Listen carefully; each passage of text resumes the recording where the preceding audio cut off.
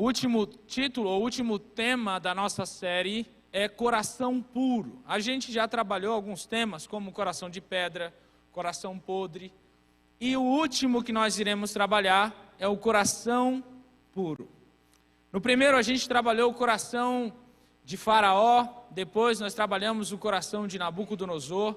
E por último, na última vez que nós estivemos juntos aqui na casa do Senhor, a gente falou um pouco a respeito do coração da mulher de Ló. E hoje eu gostaria que você, junto comigo, preparasse o seu coração para que o Espírito Santo falasse conosco essa noite. Mas antes eu queria fazer uma oração. Feche os seus olhos e vamos falar com Deus. Querido Jesus, obrigado, Pai, estamos em Tua casa, um local onde nós estamos juntos para louvar e adorar o Teu nome. Nesse momento iremos ouvir a Tua voz. Esteja conosco no nome sagrado de Jesus. Amém. Amigos, é uma pergunta que em algum momento você já se fez, se não, eu faço a você hoje.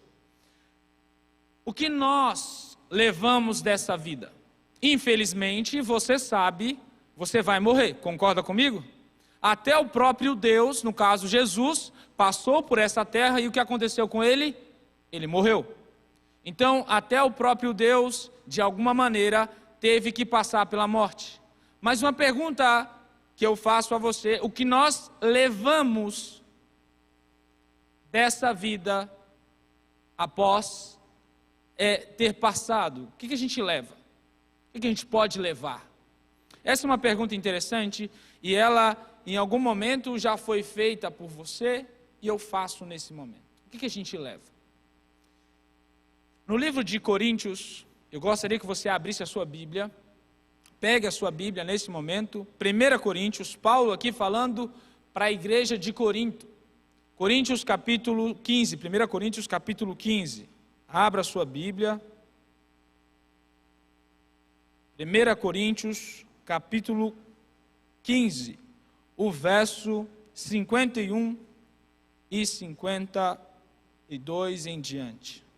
Acharam? Todos encontraram? Digam amém.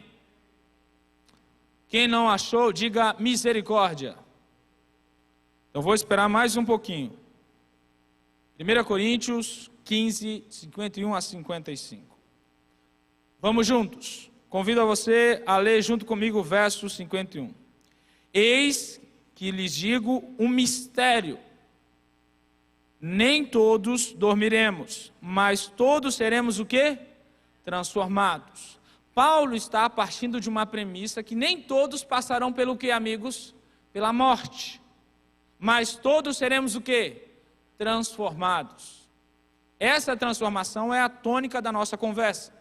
E o texto vai continuar dizendo, 52, no momento, no abrir e fechar de olhos, ao som da última trombeta, pois a trombeta soará, os mortos farão o quê?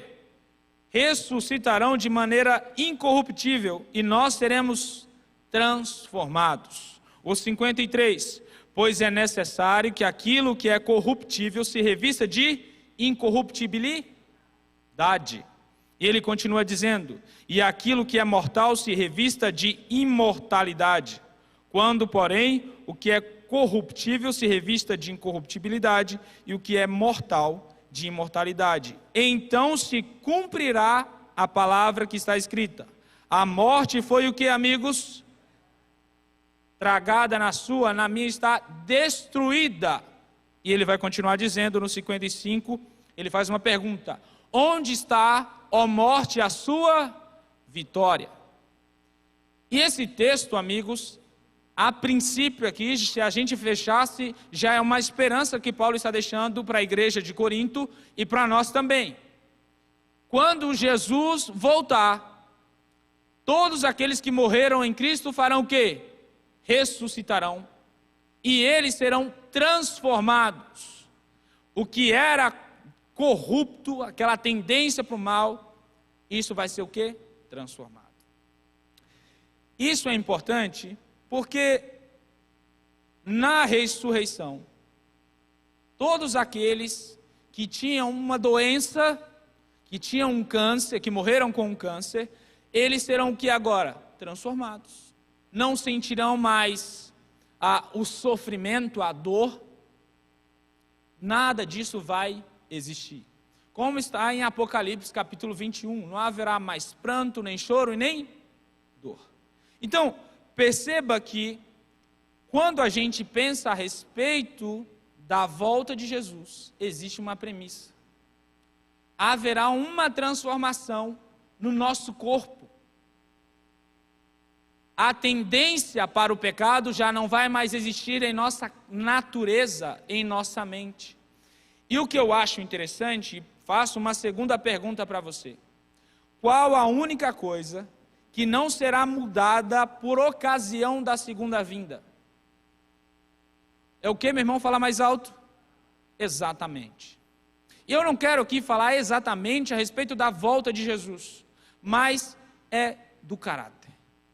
E o caráter é um tema que nós precisamos conversar bastante. Por quê? O que é caráter? Aqui a gente tem algumas definições. A primeira, caráter é firmeza e coerência de atitudes. Também temos uma segunda, é o conjunto de qualidades e defeitos de uma pessoa que de alguma maneira determina a conduta dessa pessoa, ou a moralidade, ou os valores dessa pessoa. Estão entendendo comigo? Tá legal? Tá ficando claro? Mais uma definição, são os seus valores. Então a pessoa é honesta, ela é íntegra, ela é fiel, ela é justa, perfeito? Um caráter é formado por valores. A pergunta que eu te faço nessa noite: quem é você quando ninguém está te enxergando? Ou quem é você quando ninguém está olhando? Porque Epicuro vai ser bem claro, caráter é aquilo que você é quando ninguém está fazendo o que, amigos? Olhando. E aqui está o centro da nossa conversa. E é o centro da nossa série. Quem é você quando ninguém está olhando? E eu queria mostrar um vídeo para você entender de maneira ilustrativa o que é caráter. Perceba.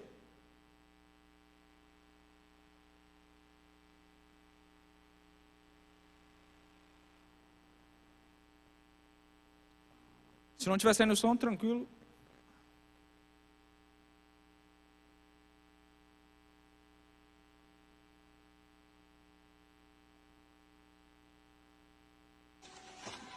Vai.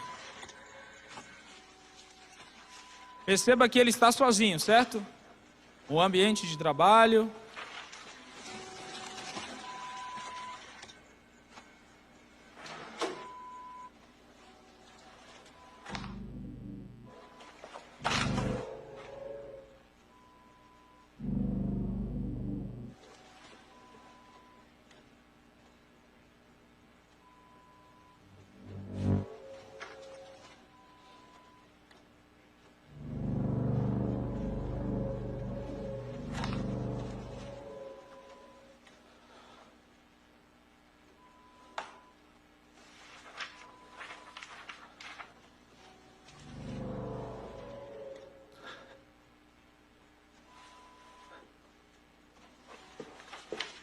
Agora ele vai pegar um chocolatezinho ali grátis. Kit Kat.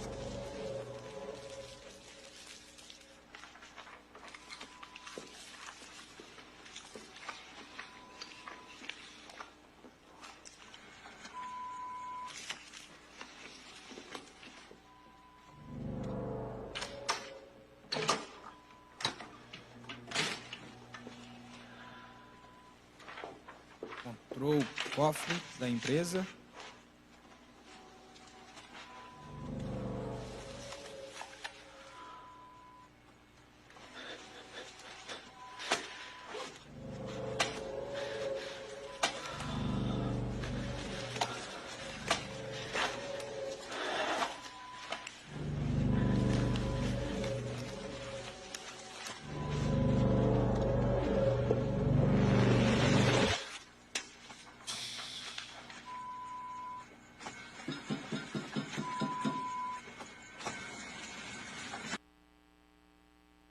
Que pena, né?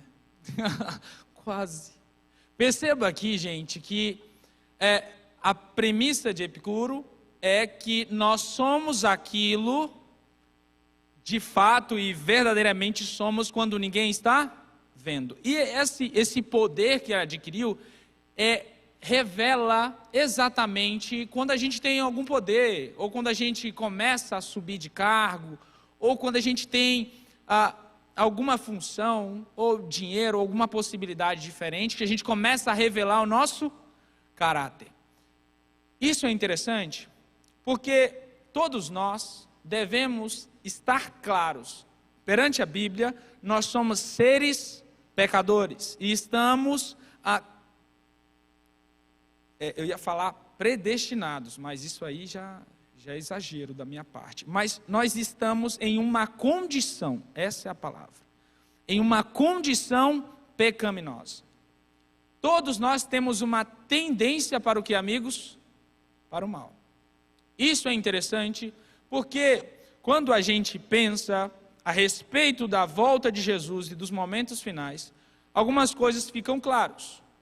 A única coisa que não vai ser transformada vai ser o quê? O caráter. E isso tem que chamar a sua atenção. Porque se a única coisa que não vai ser transformada, significa que nesse momento, nesse segundo, o seu caráter já está o quê? Formado.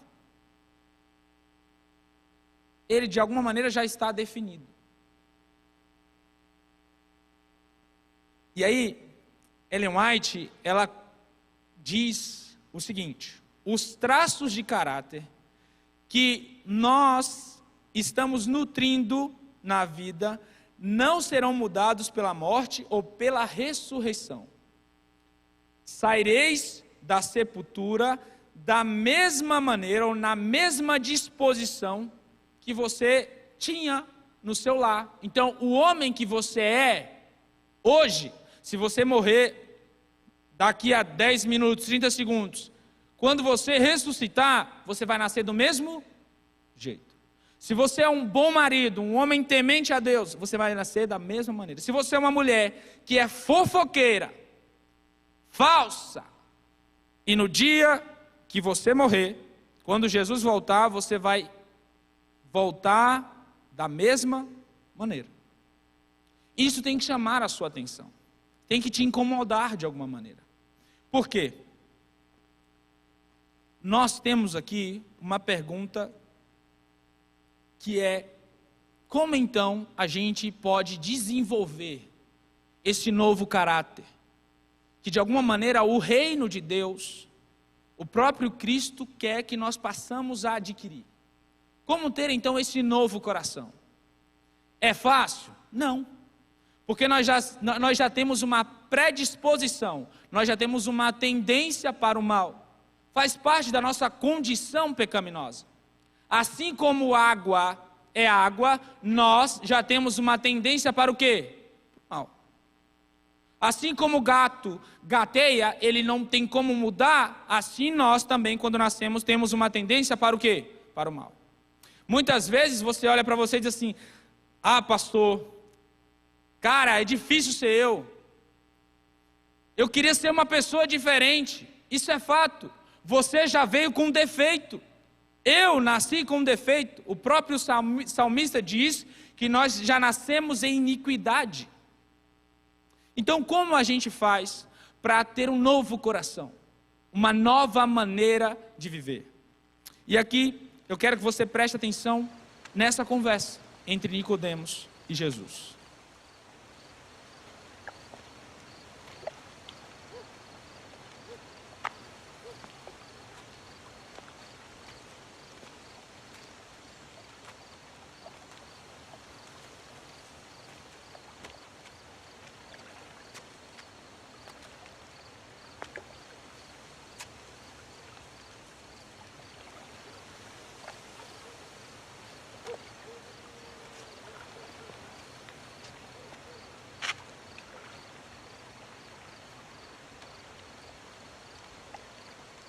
Rabi, Bem sabemos que és mestre vindo de Deus, porque ninguém pode fazer estes sinais que tu fazes se Deus não for com ele. Na verdade te digo que aquele que não nascer de novo não pode ver o reino de Deus. Como pode um homem nascer sendo velho? Pode, porventura, tornar a entrar no ventre de sua mãe e nascer?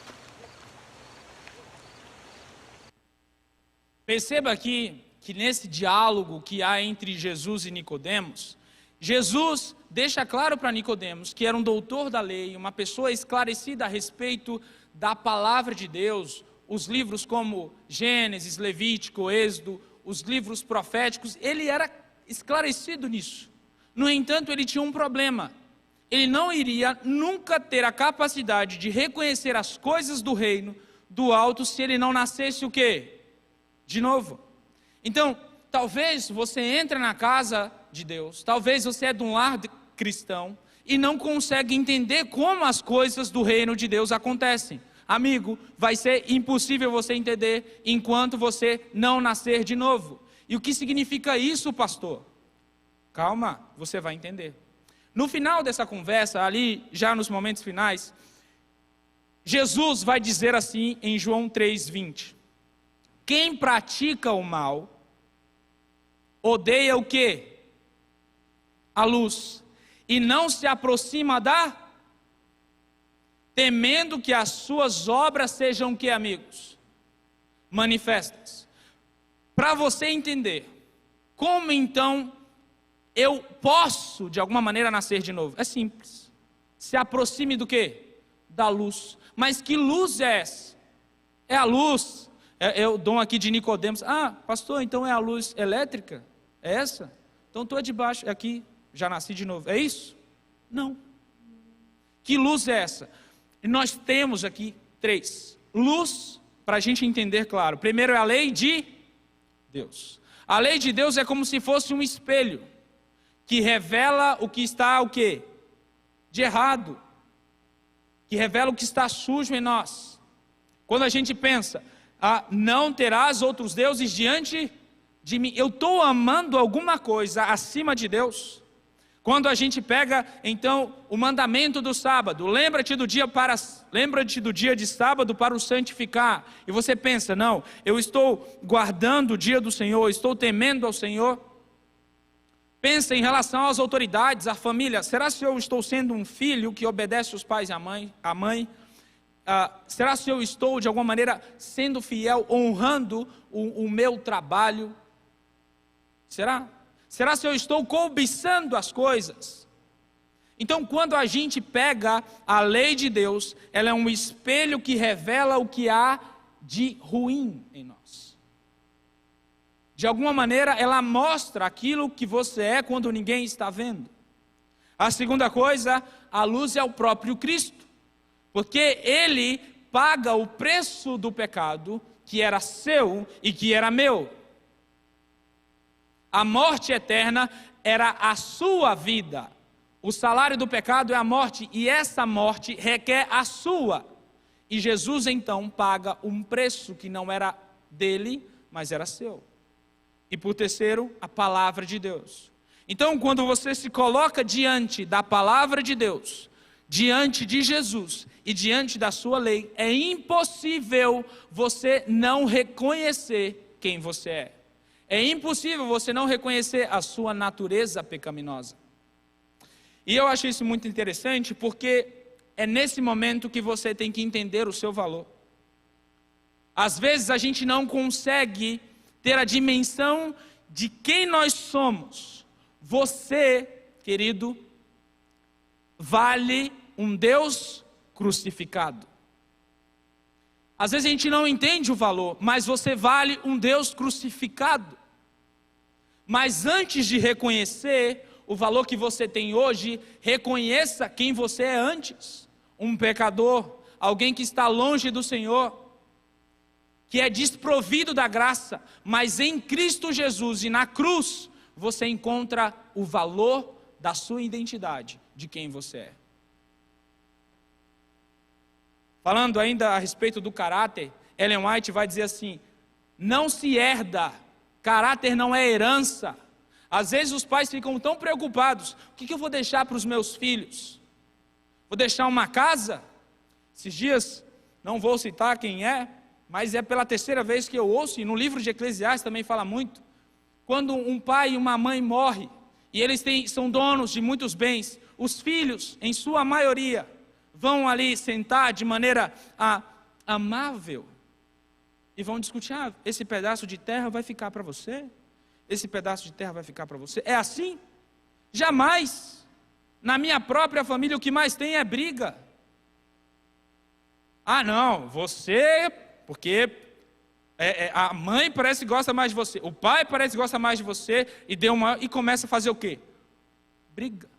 Quando na verdade a maior preocupação de um pai e de uma mãe deveria ser o quê? A herança do caráter, e essa nós não podemos deixar. E ela vai continuar dizendo: não se herda caráter perfeito e nobre. Não o recebemos por acaso. O caráter nobre é ganhado por o quê, gente? De que maneira? Com preguiça?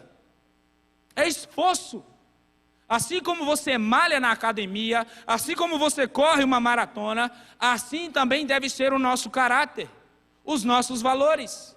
Ninguém nasce honesto, ninguém nasce justo. Como eu já disse antes, a gente nasce com uma predisposição, com uma condição para ser o quê? Mentiroso. E eu quero contar uma história para vocês, da minha vida, sendo muito sincero. Eu já contei, acho que aqui alguma vez, vou contar novamente. Quando eu estava no segundo ano do ensino médio, eu estava conhecendo Jesus. Eu nasci em um lar cristão, perfeito? Mas o fato de eu ter nascido em um lar cristão não significa que eu tenho um novo coração, ou que eu nasci de novo. E eu colava, principalmente nas provas de matemática. É umas coisas assim, geometria analítica, umas coisas assim que você fica: o que eu faço agora? Ou eu colo, ou eu apanho. Então vamos fazer o quê? Colar, pensava eu. Irmão, criatividade é o que não falta no ensino médio e nos alunos. Eu sou professor e eu vejo. Esse aqui, preste bem atenção. Olha a criatividade da criatura. O celular aqui, percebe? Tem uma tendência para isso já o aluno, o ser humano. Quando eu comecei a conhecer Jesus de fato, na minha própria vida, foi impossível eu não mudar. Eu lembro que eu tinha passado o segundo ano, estava começando a conhecer Jesus, e eu tinha feito uma promessa para ele: Senhor, é o seguinte, eu vou ser fiel a Ti, o Senhor vai me ajudar, e eu vou ser honesto em tudo, em tudo. E aí no terceiro ano eu falei: não vou colar. Peguei todas as provas, tinha geometria, tinha matemática, física, química, tinha isso e aquilo, tinha tanta matéria. Falei: vou fazer todas elas e não vou colar. Tinha tentação, tinha matéria difícil, e eu ficava pensando: colo ou não colo, colo ou não colo, não colo. Sabe qual foi o final do terceiro ano? Eu reprovei. E reprovei bonito. E pior, era bolsista. Quando o bolsista reprova, ele perde o quê? A bolsa. Acabou. Menino, pensa no menino que chorou pior do que criança. Entrei para dentro do quarto, comecei a chorar. Falei: acabou. Mas uma coisa Deus me presenteou. A primeira foi que, como eu sabia que eu não ia participar da formatura porque tinha reprovado, eu fui para casa. Fui para Brasília, fiquei com os meus pais. E aí, uma amiga minha chamada Lorena mandou uma mensagem para mim: Jordan, a gente vai fazer um culto aqui de despedida, manda uma foto sua, uma foto que representa o que o IABC, eu estudava no IABC aqui perto, que representa para você. Aí eu mandei uma foto que tinha um monte de gente, tinha Jesus e tinha uma pessoa de joelhos assim, e Jesus colocava uma coroa na cabeça dele. E para mim o IABC significava aquilo, uma coroa que ela é incorruptível, e ela significa a redenção, a salvação. Aquele lugar eu tinha encontrado quem? Jesus. E aí na formatura no domingo, o diretor-geral, que era o Wesley Zukovski, ele disse assim, nunca vou esquecer, foi o maior presente que eu tive. Eu voltei novamente ao IABC para participar da formatura dos amigos. E aí ele disse assim, talvez muitos de vocês que estão aqui hoje não tiveram a experiência que um dos alunos do 3º ano teve. Ele não citou meu nome. E aí ele colocou a foto que tinham passado no JA. Mais importante que a formatura da terra é a formatura de onde? Do céu. E naquele momento, gente, era como se Jesus estivesse falando para mim, Jordan, você reprovou na terra, mas foi aceito aonde? Aquilo ali, sabe, me quebrou por dentro. E eu fiquei muito grato a Deus. Porque por mais que eu não tivesse passado com notas, e é uma coisa que eu trabalho com os meus alunos, aquilo me modificou para sempre. É o que eu sou hoje. Eu falo muitas vezes para os meninos na sala de aula, muitas vezes, meninos, eu não quero saber da sua nota, mas eu quero saber quem você é, o seu caráter. Porque você pode ter 10 aqui, mas o seu caráter ser o quê? Corrupto. Porque nota não revela caráter, gente. Revela esforço? Sim. Revela disciplina? Sim. Mas também esconde o quê? Quem é corrupto. Esconde quem cola. E quando eu entendi aquilo, eu agradeci a Deus. E o mais interessante é que eu tinha sido o único da turma da tarde e o único dos bolsistas que reprovaram naquele ano, que ganhou a bolsa. E eu ganhei novamente a bolsa. No outro ano, continuei firme e pela graça de Deus eu passei. Amém? Mas o que eu quero dizer para vocês é que quando Cristo entra na sua vida, é impossível você continuar da mesma maneira. É impossível você continuar tendo o mesmo coração. É impossível. Um caráter bom não vem por acaso. É formado por o quê, gente? Esforço, perseverança, de maneira o quê? Incansável. Não é só hoje que você vai permanecer diante de Cristo, diante dos valores do reino. É hoje, amanhã e sempre. Sem olhar para trás, sem descansar, porque no dia que você descansar, o diabo te pega, te derruba, destrói você e sua família. Ele só quer uma chance. Ainda continuando, todos os justos atributos do caráter que habitam em Deus, como um todo perfeito e harmonioso, ela continua dizendo, todo aquele que recebe a Cristo como seu Salvador pessoal, tem de alguma maneira o privilégio de fazer o quê? Começar a agir da mesma maneira. Isso é interessante, porque quando a gente nasce em Cristo, você agora começa a refletir o caráter de quem? De gente? De Deus. Então é por isso que muitas vezes você chega numa pessoa e fala assim, nossa, essa pessoa é diferente. Ela está refletindo quem? Deus. Por isso que eu digo a você nessa noite, nós precisamos, amigos, ser lavados pelo sangue de Cristo. Apocalipse 22:14 diz assim, felizes são aqueles que lavam as suas vestes para que tenham direito à árvore da vida e possam entrar pelo quê? Pelas portas. Felizes ou feliz é você que aceita o sacrifício de Jesus na sua vida. No entanto, Apocalipse 22:15 diz, no entanto, fora estão quem?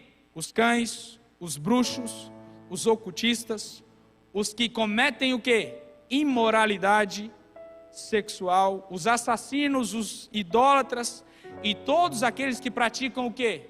A mentira. E, amigo,